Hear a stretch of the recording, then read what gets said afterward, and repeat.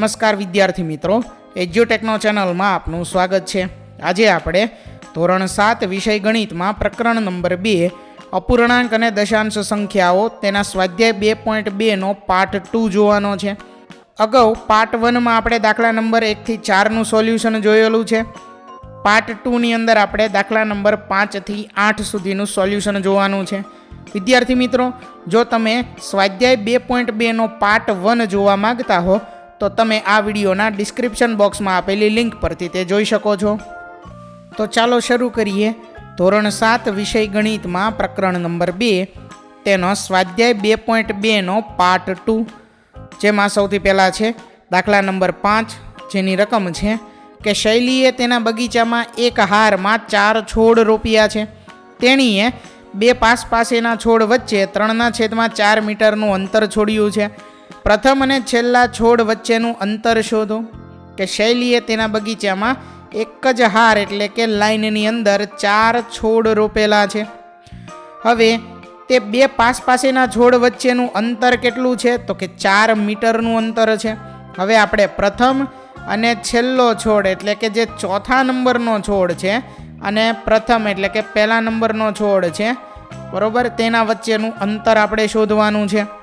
તો અહીં રકમ મુજબ જોઈએ તો સૌથી પહેલાં તો આપણે જોઈએ કે આ જે છે ને તે પહેલા નંબરનો છોડ છે, ત્યાર પછી આ બીજા નંબરનો છોડ છે, આ ત્રીજા નંબરનો છોડ છે, આ ચોથા નંબરનો છોડ છે, બરોબર।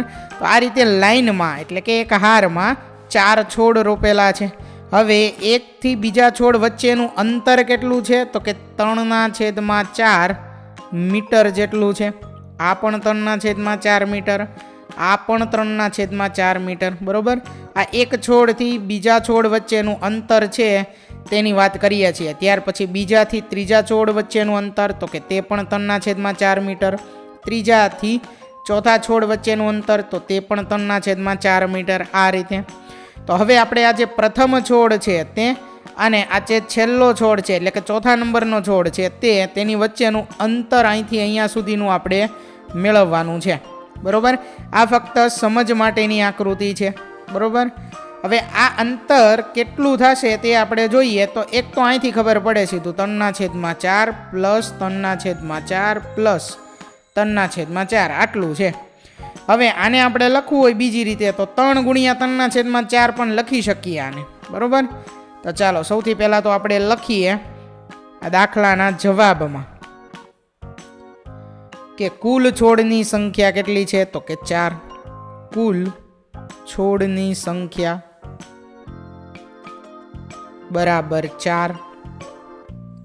ત્યાર પછી બીજું, બે છોડ વચ્ચેનું અંતર આપેલું છે તો બે પાસેના છોડ વચ્ચેનું અંતર છે 3/4 મીટર, તો તે લખીએ કે બે પાસેના છોડ વચ્ચેનું અંતર બરાબર 3/4 મીટર। હવે અગાઉ એક સમજવા માટે જે આકૃતિ દોરી હતી તેમાં તમને ખબર છે કે કુલ 3 વાર 3/4 મીટર આવતું હતું। તો આપણે હવે ડાયરેક્ટ લખી શકીએ। શું લખી શકીએ? કે પ્રથમ અને છેલ્લા એટલે કે ચોથા નંબરના પ્રથમ અને છેલ્લા છોડ વચ્ચેનું અંતર બરાબર 3 × 3/4 આવું થશે। 3/4 ટોટલ કેટલી વખત હતા? તો કે 3 વખત હતા, તો 3 × 3/4 એટલે જવાબ થાય 3 × 3 એટલે કે 9/4 મીટર। હજી આ જે 9/4 છે એને આપણે મિશ્ર અપૂર્ણાંકમાં દર્શાવી શકીએ। કઈ રીતે? 4 × 2 = 8 અને અંશમાં આવે 1 એટલે 2 પૂર્ણાંક 1/4 મીટર થશે, બરોબર। એક્સ્ટ્રા પેજ લઈ અને જોઈએ 9/4 તો 4 × 2 કેટલા થશે? 8, 9માંથી 8 બાદ કરીએ તો વધે 1।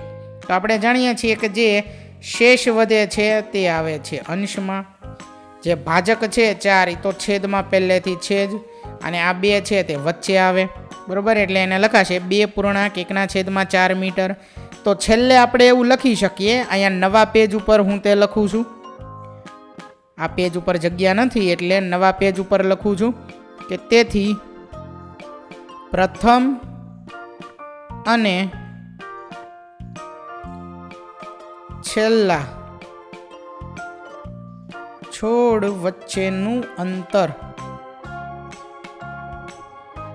9/4 મીટર અથવા 2.1/4 મીટર છે. બરોબર, આ છે મિશ્ર અપૂર્ણાંકની અંદર અને આ છે 9/4 અંશ અને છેદમાં સાદા અપૂર્ણાંકની અંદર.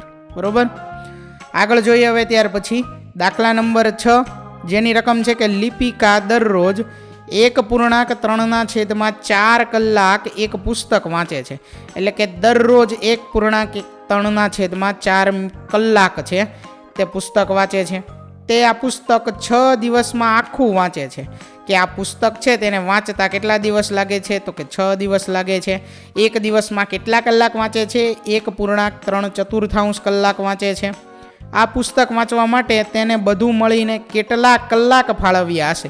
કે આ 6 દિવસમાં કુલ કેટલા કલાક થયા તે આપણે અહીં લખવાનું છે. બરોબર, ચાલો જવાબમાં આપણે લખીએ. સૌથી પહેલાં તો કે પુસ્તક કેટલા દિવસમાં આખું વાંચે છે? તો કે 6 દિવસમાં. તો જોઈએ કે પુસ્તક વાંચવા માટે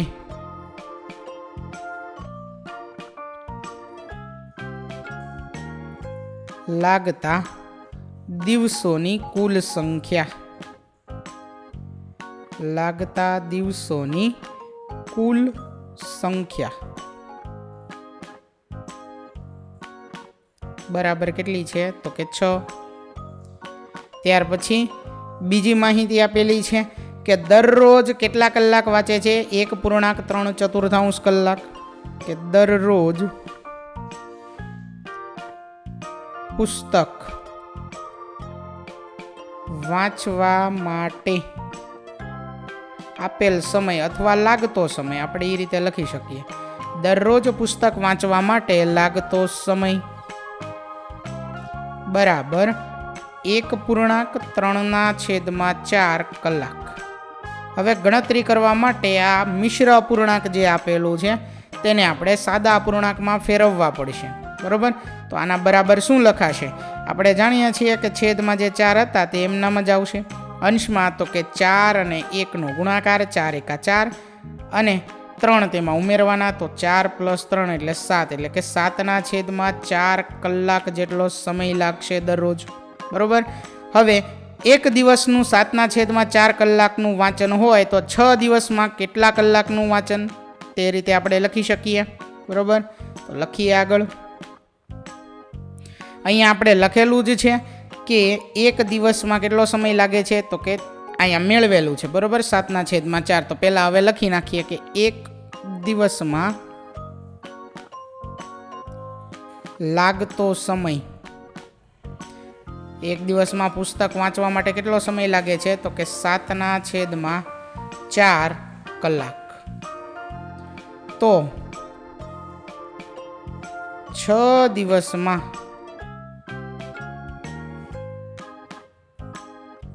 લાગતો કુલ સમય, 6 દિવસમાં લાગતો કુલ સમય અહીંયા નીચે લખીએ બરાબર કેટલો થાય? તો કે 6 × 7/4 કલાક. બરોબર, હવે અહીંયા છેદ ઉડે છે, જો વચ્ચે ગુણાકાર છે તો 6ની જગ્યાએ લખી શકીએ 3 × 2 અને 4ની જગ્યાએ લખી શકીએ 2 × 2. તો અંશ અને છેદમાં 2 કેન્સલ થઈ જશે. બરોબર, ચાલો હવે જે વધ્યું તે લખીએ. અહીંયા બરાબર કરી અને બાજુમાં હું લખું છું. બરોબર, અહીંયા વધ્યું છે અંશમાં 3 અને 7 બંનેનો ગુણાકાર આવશે. અંશમાં 3 × 7 અને છેદમાં આવશે 2. તો 3 × 7 થશે 21/2 કલાક. એટલે આપણે જવાબમાં નીચે એવી લાઈન લખી શકીએ કે તેથી અહીંયા આપણને શું પૂછ્યું છે રકમમાં? આ પુસ્તક વાંચવા માટે તેણે બધું મળીને કેટલા કલાક ફાળવ્યા હશે? તો એવું લખી શકીએ કે તેથી આ પુસ્તક વાંચવા માટે કુલ 21/2. હા, આપણે હજી આ 21/2 છે તેને મિશ્ર અપૂર્ણાંકમાં પણ ફેરવવાના છે, બરોબર. ત્યારબાદ આ વિધાન લખવાનું છે. તો સૌથી પહેલાં આપણે મિશ્ર અપૂર્ણાંકમાં ફેરવી નાખીએ. આ વિધાન આપણે કાઢી નાખીએ. 21/2 કલાક બરાબર શું થશે? એક નવા પેજ ઉપર તે વિધાન લખીએ.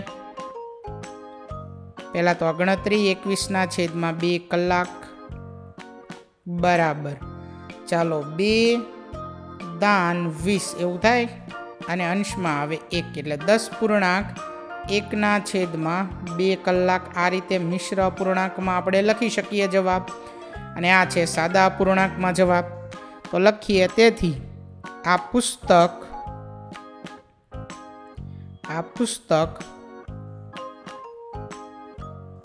વાંચવા માટે કુલ સમય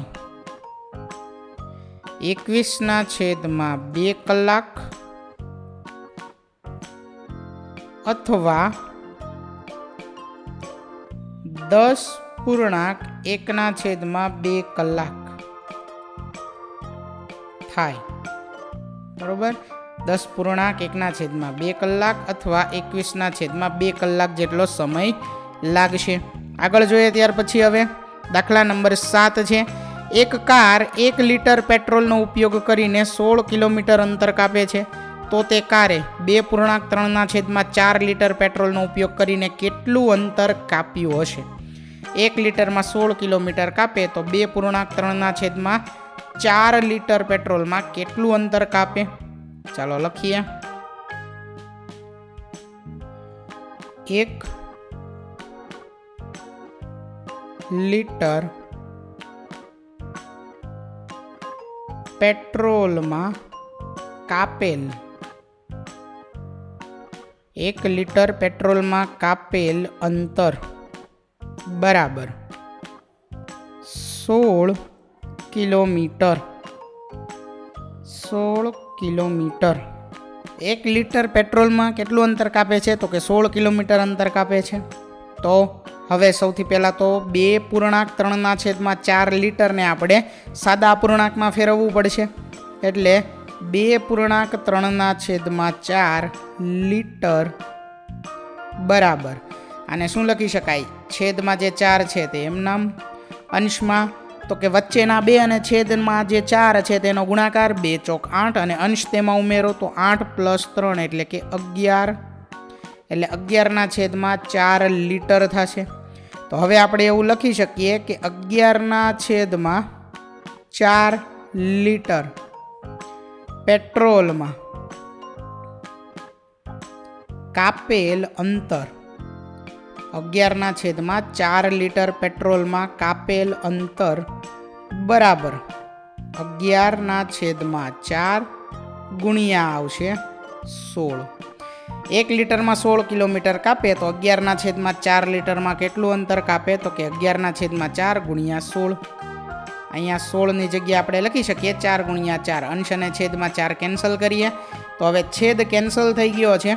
અંશમાં વધ્યું 11 ગુણ્યા 4. 11 ગુણ્યા 4નો જવાબ કેટલો આવશે? 44 કિલોમીટર, બરોબર. તો છેલ્લે આપણે એવું વિધાન લખી શકીએ કે તેથી 2.3/4 લિટર પેટ્રોલના ઉપયોગથી 44 કિલોમીટર અંતર કાપી શકે. ચાલો હવે આગળ જોઈએ. દાખલા નંબર 8A, જેમાં પહેલું છે કે બોક્સ એટલે કે ખાનામાં એવી સંખ્યા લખો જેથી 2/3 ગુણ્યા બોક્સ બરાબર 10/30 થાય. તો અહીં જે એ છે તેને આપણે ખાલી જગ્યા એવું બોલીએ તો સૌથી પહેલી ખાલી જગ્યા એ જે છે તે છે 2/3 ગુણ્યા, ત્યાર પછી એક બોક્સ આપેલું છે એના બરાબર છે 10/30 30 આવી રીતે આપેલું છે, બરાબર.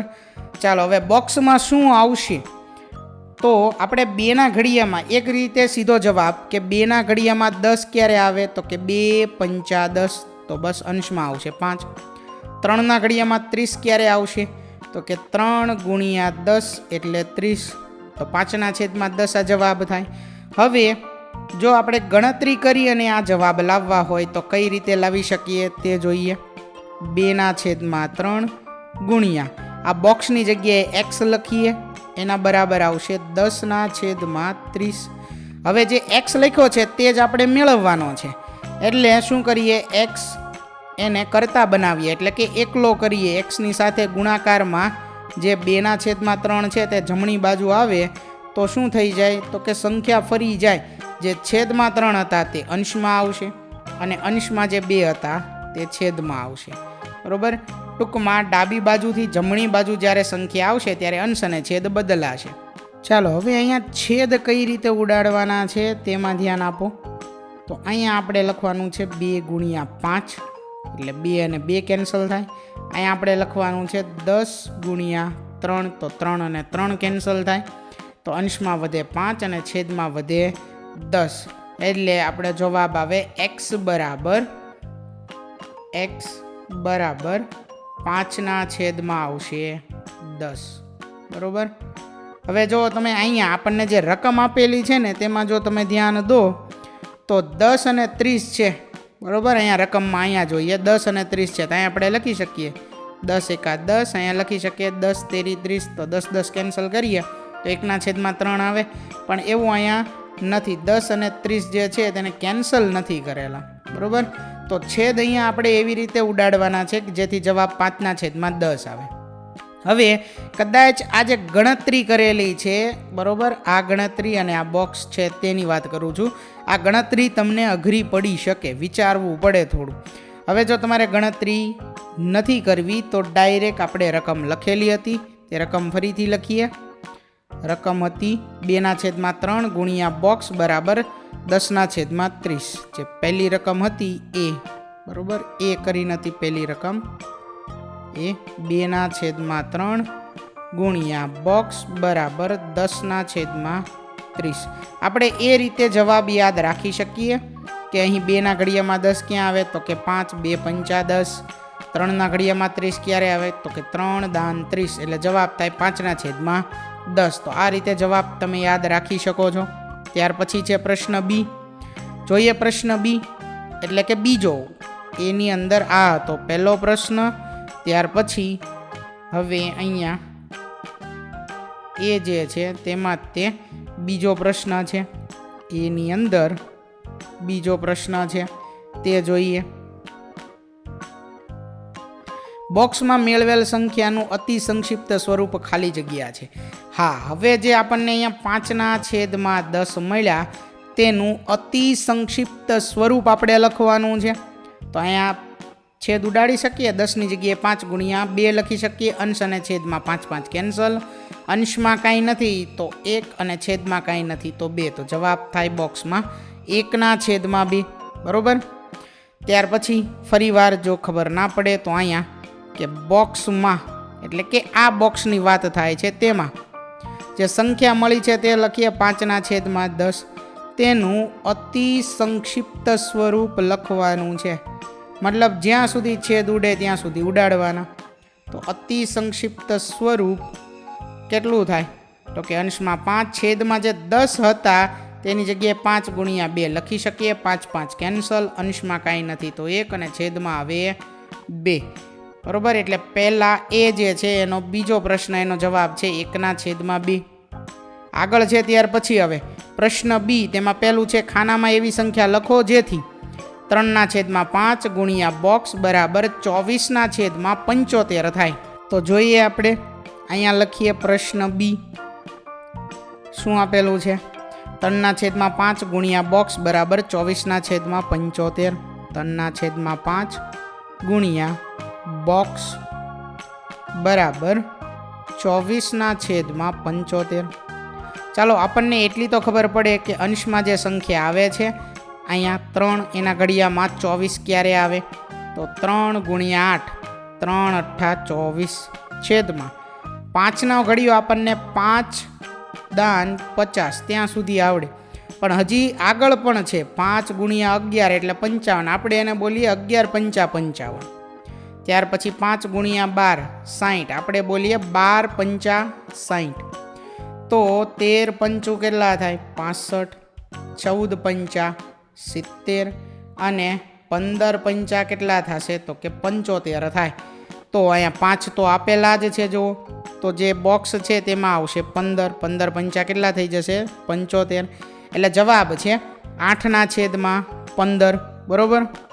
હવે જોઈએ બીજો પ્રશ્ન કે બોક્સમાં મેળવેલ સંખ્યાનું અતિ સંક્ષિપ્ત સ્વરૂપ, તો તે 8ના છેદમાં 15 જ થશે, કારણ કે છેદ ઉડે નહીં, એટલે બીજાનો જવાબ તે જ થશે.